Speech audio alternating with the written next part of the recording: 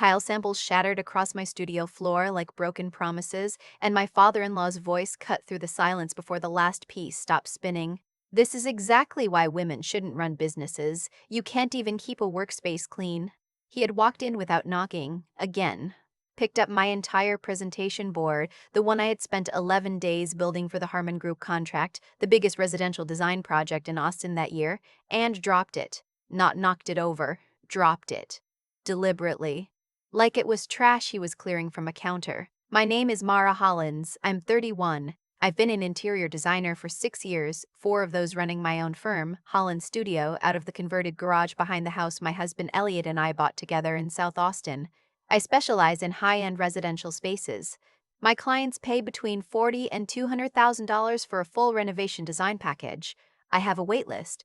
His name is Frank. He never asked me to call him anything else. Not Dad, not Mr. Hollins, nothing warmer. Just Frank, delivered with the kind of flat authority that made it clear he wasn't offering familiarity, he was establishing distance.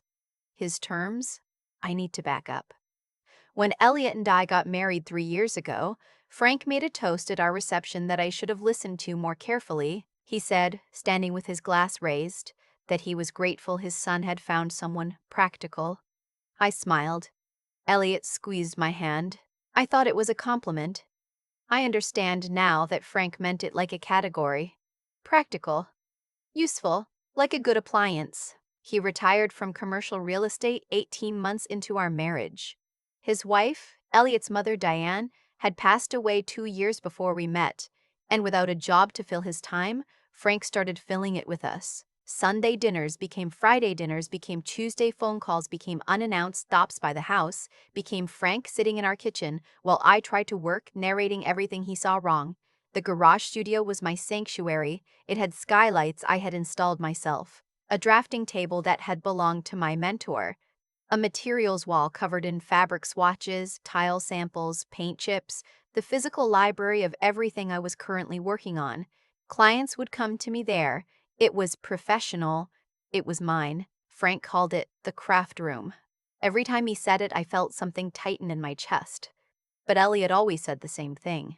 He doesn't mean anything by it. He just doesn't really understand what you do. As if not understanding was an excuse for dismissing. As if the gap in his knowledge was somehow my problem to absorb. I ignored the comments about my hours. I ignored the raised eyebrow when I mentioned a project budget. I ignored the way he would look around the studio with this slow, deliberate expression like he was cataloging everything that didn't meet his standard. What I could not ignore was the Harmon Group board. Marcus Harmon was my biggest potential client, 4th-generation Texas money. He was building a 12,000 square foot home outside of Dripping Springs and wanted someone who could handle the full interior package: architecture collaboration, material sourcing, custom furniture, art curation, everything. His assistant had reached out to me through a referral from a client I had worked with in Hyde Park.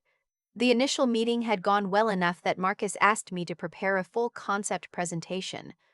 2 weeks of work. Every spare hour I had. The board was a physical thing because Marcus was old school. He wanted to see materials, not a PDF.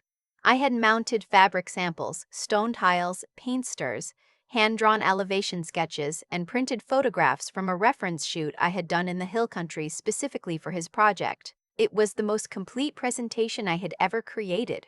Frank walked into my studio on a Thursday morning without knocking, the way he always did. As if the locked door I had told him to respect was more of a suggestion than a boundary. He found me on a video call with my sourcing vendor, finalizing the travertine order. He stood there, hands in his pockets, looking at the board. I held up one finger. He ignored it. When my call ended, he picked up the board by the edge, turned it around, examined it, and said, "This is going to fall apart the moment someone breathes on it." I told him to put it down. Carefully. He set it on the edge of my drafting table with less care than you would give a pizza box, and it slid. I reached for it. He talked over me. "This is the problem with working from home, Mara. You treat your hobbies like they're careers, and then you're surprised when serious people don't take you seriously." The board hit the floor. 11 days of work, $700 in physical samples, irreplaceable hand-drawn sketches. The travertine tile pieces I had driven to San Antonio to pick up personally because the finish was discontinued. all of it on the concrete floor. Something in me went completely quiet. Not calm. Quiet.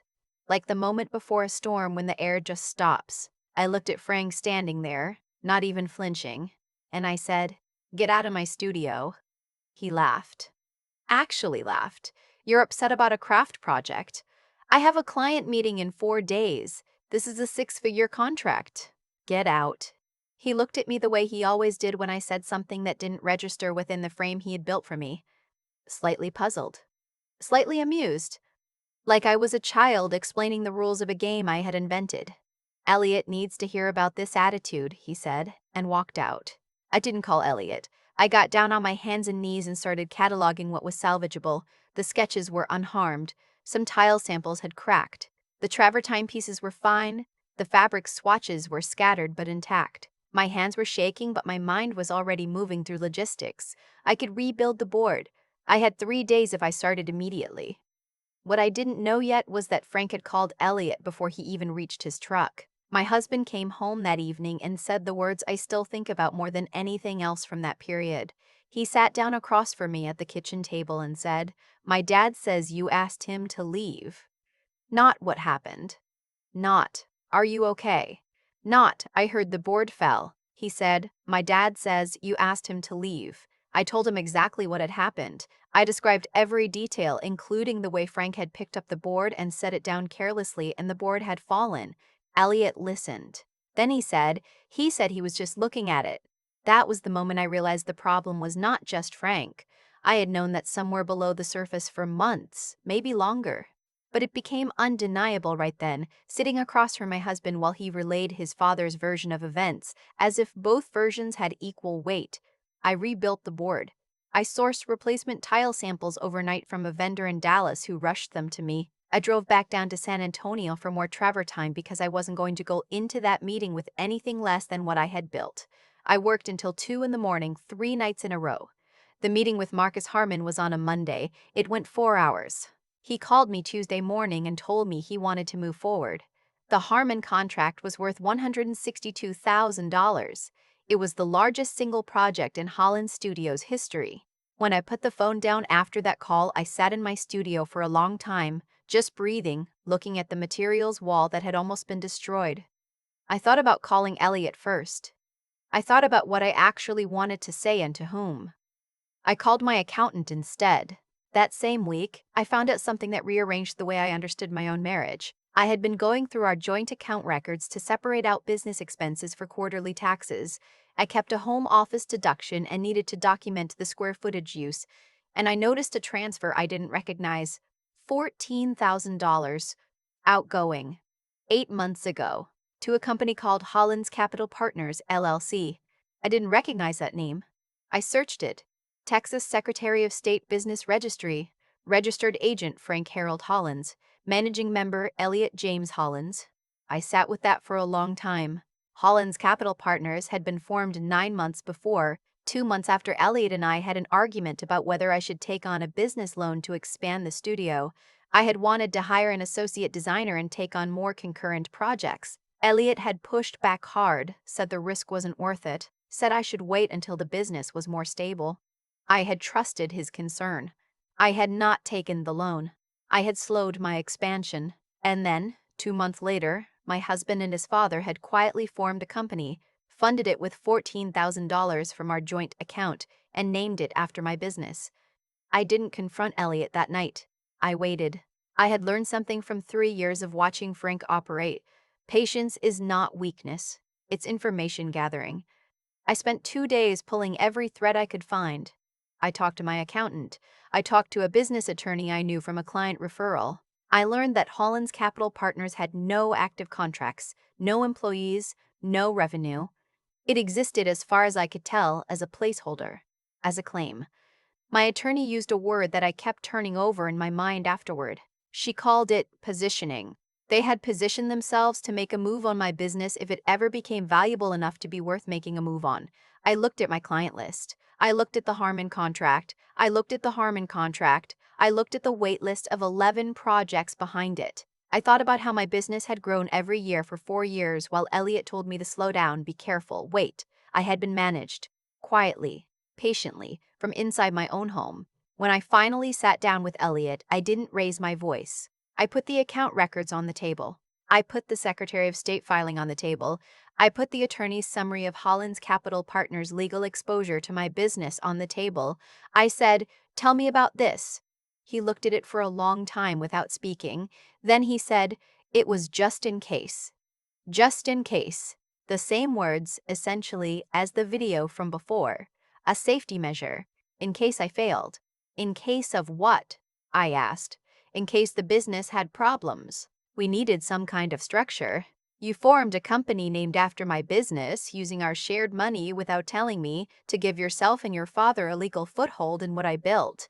That's not a safety measure. That's a contingency plan for taking over. He started to say something about how I was misreading it, about how he had just been trying to protect our family financially, about how my business was technically built in part using our household resources, our shared home, our utilities, our garage. I let him finish.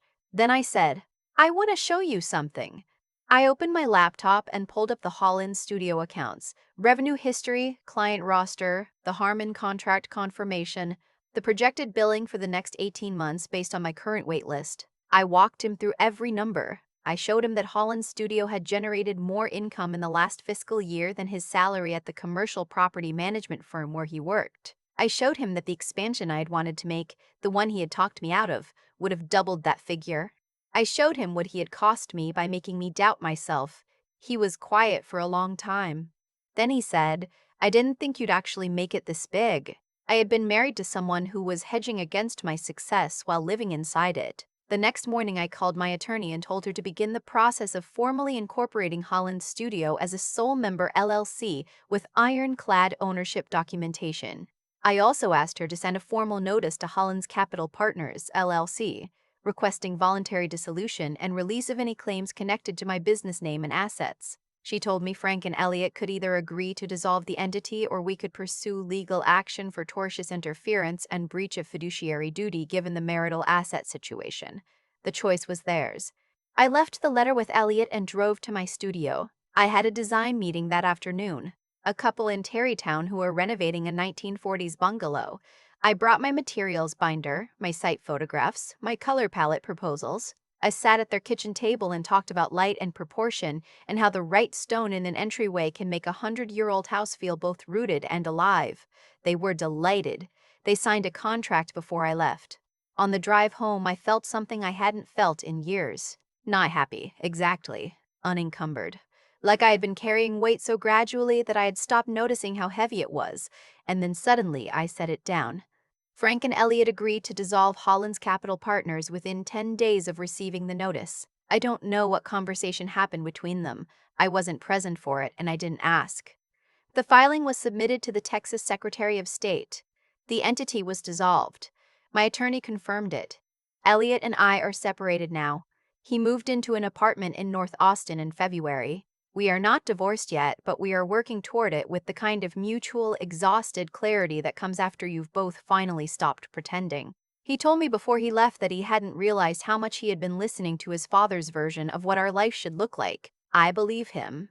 I also believe that understanding something after the damage is done doesn't undo the damage. Frank has not been to our house since the day the board fell. Elliot told him to stop coming by unannounced, which I did not ask him to do, but also did not prevent. Frank sent me a text message 3 weeks after the Holland's capital situation was resolved. It said, "I was trying to look out for the family. That's all I was ever doing." I read it once and did not reply. The Harmon project is in full swing. I hired an associate designer named Petra 2 months ago, the expansion I had wanted to make 18 months earlier. She's 26, incredibly talented, and thinks spatially in a way that makes my work better. We took on 3 additional clients after she joined. The revenue this year will be more than double last year. My studio still has the same skylights, the same materials wall, the same drafting table that belonged to my mentor. Frank called it a craft room for 2.5 years, and I let that word sit in me like a stone, turning it over, wondering if he was right. He wasn't right. He was just loud, and I had been too careful with the piece to say so clearly enough, soon enough. A few weeks ago, a contractor I work with regularly asked me how things were going. He had seen some changes, no more husband dropping by job sites, different energy at the studio. I told him things were good. He nodded like he understood more than I had said, which maybe he did. I went back to my studio that evening and stood in the middle of it for a minute, just looking at everything. The tile samples restored on the wall, the Harmon elevation drawings pinned up in sequence. The books on proportion and material theory stacked on the shelf where I had put them when I was 25 and terrified, and absolutely certain I was going to build something worth building. He called it a hobby for 3 years. He knocked it off the table like it was nothing. I built it into a business that outlasted his opinion of it. I keep coming back to the moment I got down on my hands and knees on that concrete floor and started sorting through what was salvageable. Not because it was a low point, though it was, but because of what I chose to do next. I didn't call anyone. I didn't cry. I just started working. And I think that choice, small as it looked from the outside, was the thing that changed everything. There's something I've come to believe about how consequences actually work in a life, not in a mystical way, not in a everything happens for a reason way, but in a plain, observable way. What you do consistently, day after day, in the hours when no one is watching and no one is validating you, that accumulates. It compounds. Frank called my studio a craft room for 2.5 years, and for 2.5 years I kept showing up in it anyway, not to prove him wrong, just because the work mattered to me and I knew it mattered, regardless of whether he understood it. That's what integrity actually looks like when you strip the word of its inspirational poster quality. It's just continuing to do the right thing in your own life even when someone powerful near you is telling you that the thing you're doing isn't real. The harder thing to sit with is Elliot, because Frank was always going to be who he was. He came into my life fully formed, with his fixed ideas about what women do and what work looks like and what a daughter-in-law is for. I couldn't have changed that, but Elliot chose me, and he spent years quietly positioning himself to catch me if I fell. Not out of love, it turned out, but out of doubt. He didn't believe I would make it. He wanted a foothold just in case. That kind of betrayal doesn't announce itself. It accumulates in small silences and withheld encouragements and conversations where someone talks you out of your own ambition so gently you almost thank them for it. What got me through wasn't anger. Anger was there, but it burned fast, and it wasn't particularly useful. What actually carried me was the ability to think clearly when everything around me was loud and destabilizing, to look at the account records and not panic, to call my attorney instead of my mother-in-law, to sit across from Elliot with documents instead of accusations. That kind of clear-headedness isn't a personality trait you're born with. It's something you build, slowly, every time you choose to understand a situation fully before you react to it. And then there's the matter of simply not quitting. The Harmon board could have broken me. Rebuilding it in 3 days on no sleep while my marriage quietly collapsed around me was not something I would have predicted I could do. But I did it because the alternative, letting Frank's carelessness be the reason I lost the biggest contract of my career, was something I refused to accept. Persistence isn't dramatic. It doesn't look heroic in the moment. It looks like driving back to San Antonio for tile samples at 6 in the morning because the first set cracked and the meeting is in 4 days and you are not going in there with less than your best work. I own my business now in every sense. The paperwork is clean. The client list is real. Petra is sitting 20 feet from me right now working on finish schedules for a project in Westlake. Frank called it a hobby. I just kept building it anyway. That's the whole story, really.